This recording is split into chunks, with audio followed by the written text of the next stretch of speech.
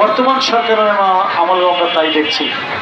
এইখানে আপনাদের এই রাজনীতিটা বুঝতে হবে যে মহান মুক্তিযুদ্ধের মধ্য দিয়ে স্বাধীন বাংলাদেশ যেই স্বপ্ন নিয়ে মুক্তিযোদ্ধারা যুদ্ধ করেছিল, সেই স্বপ্নকে ভুলুণ্ঠিত করে পালাক্রমে যারা ক্ষমতা এসেছে, এরা সবাই মালিকদের, বড়লোকের, পুঁজিপতিদের দল, সাম্রাজ্যবাদের দোসর, মৌলবাদের দোসর।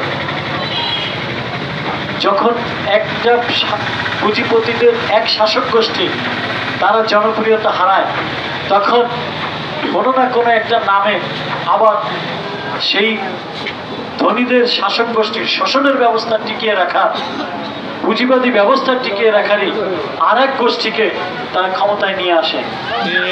ফলে আমাদের শ্রমিক, কৃষক, মেহনতি জনগণ, ক্ষুদ্র ব্যবসায়ী, সাধারণ জনগণের কোনো পরিবর্তন হয় না।